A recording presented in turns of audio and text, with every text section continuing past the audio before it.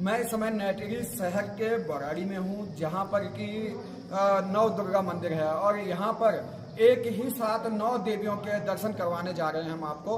और ले चलते हैं कि आज नवरात्र के उपलक्ष्य पर हम एक साथ 9 देवियों के दर्शन करवा रहे हैं। साथ ही हम नव दुर्गा मंदिर में हैं और मैं अपने कैमरा पर्सन से कहूँगा कि वो एक एक करके जो 9 देवियों के रूप हैं उनके दर्शन अपने जो भक्त हैं भक्तों को दिखाएं।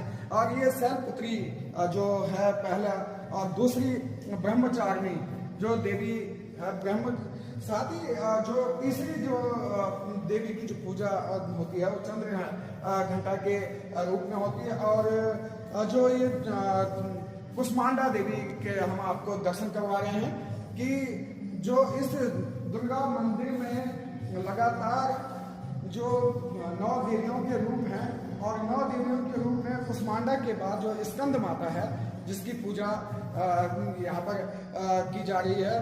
और लगातार जो 9 देवियों के जो दर्शन हैं वो हम आपको करवा रहे हैं। और ये कात्यायनी है और कात्यायनी माता के बाद आप देख सकते हैं कालरात्रि, और कालरात्रि के बाद जो अंतिम जो महागौरी जो पूजा होती है जिसमें कि सभी समाहित होती हैं।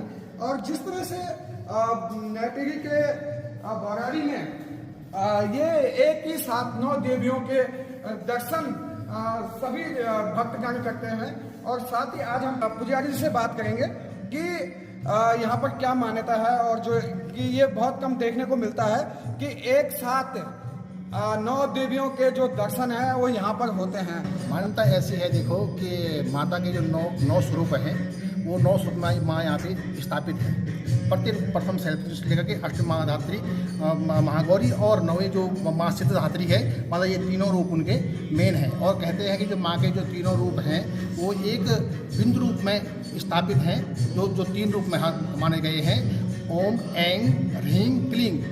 इनको हमारी तीनों नाड़ियाँ भी इनको हम अपनी तीनों नाड़ियाँ भी मानते हैं कि तीनों नाड़ियों को ये हमारी संचालित करती हैं। ऐसी माँ भगवती की जब हम आराधना करते हैं तो हमारे जो तीनों नाड़ियाँ हैं वो भी शुद्ध होती हैं और माँ के उस परम धाम को, उस परम बिंदु को हम प्राप्त कर सकते हैं। यही माँ की कृपा है जी। यहाँ पर जो भक्त आते हैं क्या मान्यता है यहाँ पे जो इतनी भीड़ जुटती है? मान्यता ऐसी है कि देखो यहाँ पर हमने अभी तक जो सुना है कि जो भी लोग यहाँ पे आते हैं उनकी मनोकामनाएं पूर्ण होती है। अभी तक सुना है, लोगों ने कहा है कि हमारे बहुत जो काम नहीं हुए, कठिन से कठिन काम हमारे यहाँ पर आते हुए। अभी परसों कोई आए थे, कोई बहन जी आई थी, इतना रो रही थी कि पंडित जी मतलब हमने जो भी माँ से मांगा है हमको माँ ने सब कुछ दिया है और एक छोटी से छोटी बड़ी चीज़ से लेकर बड़ी बड़ी चीज़ तक सब प्राप्त किया है। आज गुरु की कृपा से हम यहाँ पे आती हैं, डेली आती हैं।